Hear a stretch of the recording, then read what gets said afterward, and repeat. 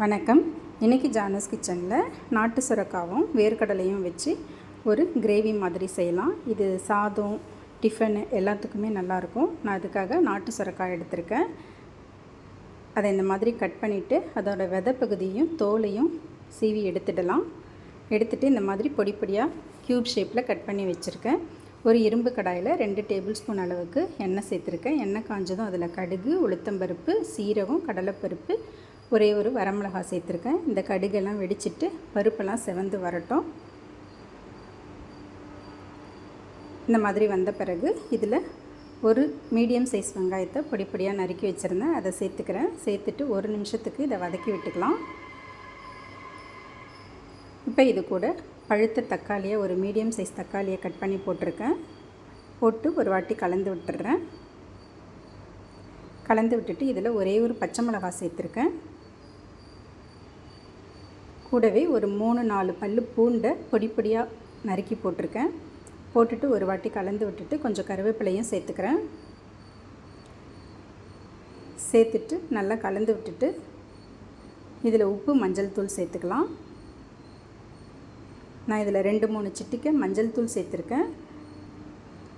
இந்த டிஷ்ஷுக்கு டேஸ்ட்டுக்கு தகுந்த மாதிரியான உப்பு இப்போவே சேர்த்துட்றேன். சேர்த்துட்டு நல்லா கலந்து விட்டுடலாம். இந்த மாதிரி கலந்து விட்ட பிறகு இதில் கட் பண்ணி வச்சுருந்த சுரக்காவை சேர்த்துக்கிறேன். இந்த சுரக்காவையும் சேர்த்துட்டு இதை நல்லா வதக்கி விட்டுக்கலாம். ஸ்டவ் மீடியம் ஃப்ளேம்லேயே இருக்கட்டும். இந்த மாதிரி எல்லாம் ஒன்று சேர வதக்கி விட்டுட்டு ஸ்டவ் மீடியம் ஃப்ளேம்லேயே இருக்கட்டும். இப்போ இதை 3 நிமிஷத்துக்கு அப்படியே மூடி வச்சிடலாம். 3 நிமிஷம் கழித்து இதை திறந்துட்டு ஒரு தடவை நல்லா கலந்து கொடுத்துட்டு இதில் காரம் சேர்த்துக்கலாம். நான் வீட்டில் அரைச்ச மிளகாய்த்தூள் ஒரு 1/2 டேபிள் ஸ்பூன் அளவுக்கு சேர்த்துருக்கேன். அதே மாதிரி தனியாத்தூளும் ஒரு 3/4 டேபிள் ஸ்பூன் அளவுக்கு இதில் சேர்த்துருக்கேன். காரத்துக்கு இதுவே போதும்.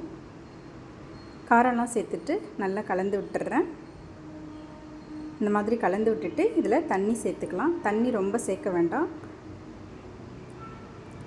கொஞ்சமாக இந்த காய் முழுகிற அளவுக்கு தண்ணி சேர்த்தா போதும். ஏன்னா சுரக்காவிலேருந்து நிறைய தண்ணி விடும். இந்த மாதிரி தண்ணி சேர்த்துட்டு நல்லா கலந்து விட்டுட்டு மூடி போட்டு இந்த சுரக்காவை வேக வச்சுக்கலாம். அது வேகட்டும். அதுக்குள்ளே ஒரு மிக்ஸி ஜாரில் ஒரு கைப்பிடி அளவுக்கு வறுத்து தோல் எடுத்த வேர்க்கடலை சேர்த்துருக்கேன். அதை இந்த மாதிரி கோர்ஸாக அரைச்சி எடுத்துக்கலாம். இப்போ நமக்கு சுரக்காய் நல்லா வெந்துருச்சு.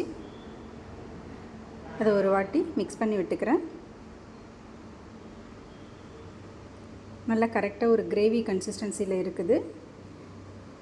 ஒரு வாட்டி கலந்து விட்டுட்டு இதில் கொஞ்சமாக பெருங்காயத்தூள் சேர்த்துக்கிறேன். நம்ம அரைச்சி வச்சுருந்த வேர்க்கடலை பொடியையும் சேர்த்துக்கலாம்.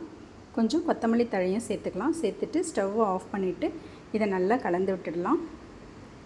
அவ்வளோதாங்க, ஒரு டேஸ்ட்டான வேர்க்கடலை சுரக்காய் பொரியல் ரெடி ஆகிடுச்சு. இது இந்த மாதிரி தொக்கு மாதிரி இருந்தால் பூரி, சப்பாத்தி, தோசை எல்லாத்துக்குமே நல்லாயிருக்கும். சாதத்துக்கும் நல்லாயிருக்கும். தேங்க்ஸ் ஃபார் வாட்சிங்.